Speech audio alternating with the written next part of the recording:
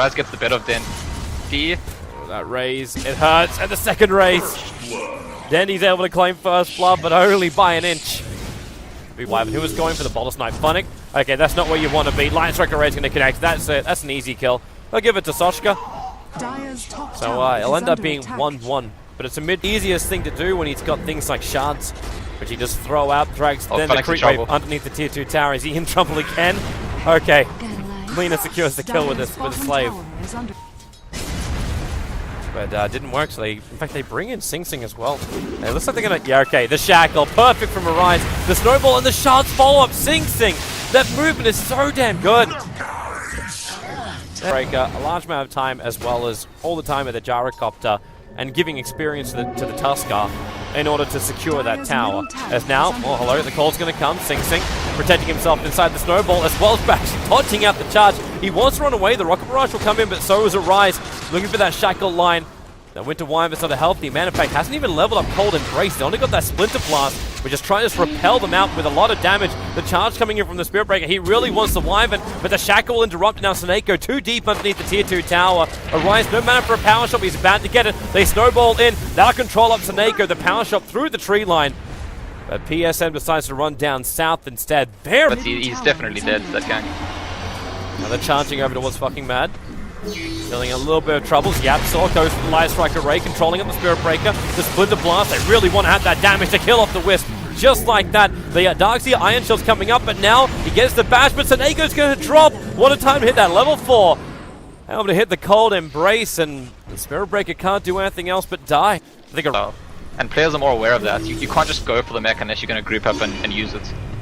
And Wyvern in trouble again, but then against Snako, the Lion Striker Ray will stop him. Where's that Cold Embrace? Now it kicks in. And XD, he'll still burn out. The Iron Shell is doing its work. And YapzOr, another great stun, holding Dendi at bay. He needs to get further away and able to do. For now, MFF looking to come down that bottom lane. Funnick was actually checking him the trees. He banked at a new hole. And now will surge himself away. And the Curse will control him in perfect position. They even Laguna Blade to ensure the kill. Shackles, Lion Striker Rays. Won't be anything that can deal with them. Gyrocopter will be in his sweet spot.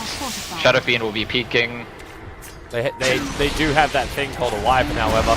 Cooldown's in a good position. Arise dropping really, really low. The Raze is doing its work as SingSing tries to snowball back. At this point, only Wyvern going down.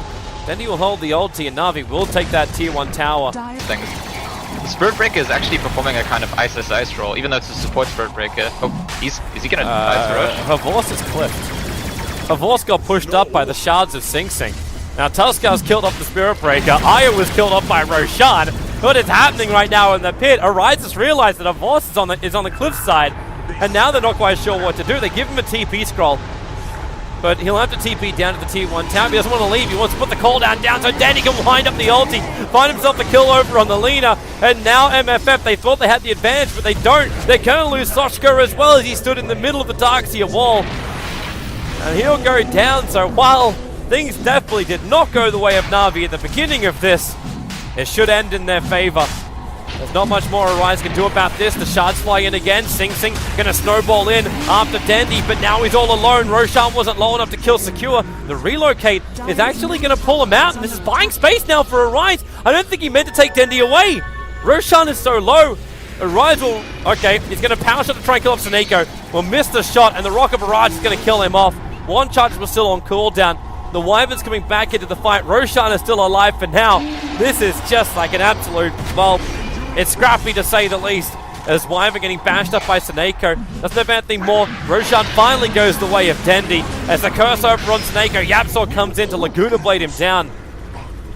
So NaVi will have a fair amount of casualties. That was not clean, but so you got to deal with a full team fight. Arise. Here comes that. In fact, it's exactly what you said. Charge and relocate. They go for the Rocket Barrage, and Arise is dead. Yeah, Matt's going to find those other observer walls. In fact, Dendi and Snako, they're just running in. The relocator wall is on its way. YapzOr, nice double Light Strike Array, and they go into the shackle, holding in Havorse as well as Snako. But Wyvern is really dead. He had 2 seconds left before that curse was going to come back off cooldown.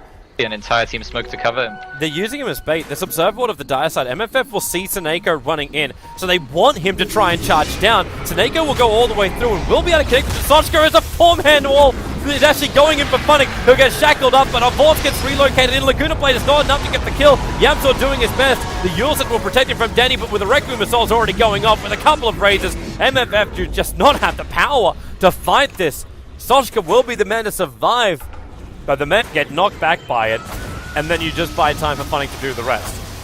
It's not really surprising. Now Sochka's in a little bit of trouble. Support was TP'd up by the Lina, but she's too far away. Sochka will be dead before she can arrive. Yeah, he tried to actually kill Dandy. That's all that whole situation. Now SB's going to be charging into the middle lane, looking at a rise.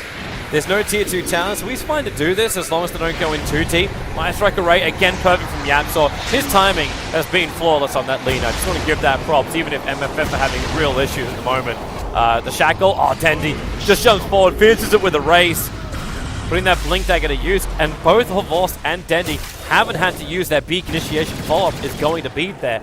This is the chance they need. They need to make sure that they cannot relocate out of Avors, and they pick up both. They focus on PSM, and Avors actually turns on the corner. He's got support coming in. It's the Darkseer coming in from the other side. He's going to jump forward and back in YapzOr as well as SingSing into that wall and trying to run away. Can he just punch him? He'll just punch him down. 3 heroes lost for the price of a wisp. I don't know, they need to hope to get lucky or get a very skilled shackle, and Clicks has been Sochka. Caught out of position, quick charge, and it's the Gem of True Sight, which is over on the Spirit Breaker. Would give just be in range to go for a Laguna Blade onto that guy with a Splitter Blast follow-up. The PSM is just doing all the work here. Like, Denny's on the front lines, but PSM's keeping him alive. Now the Meg Charge goes in. Tier 3 tower being worked down of Avors, so they use that curse already. And YapzOr, the follow life strike array, this time it's off target, and Funnick jumps in, another 2-man back wall, and that's game.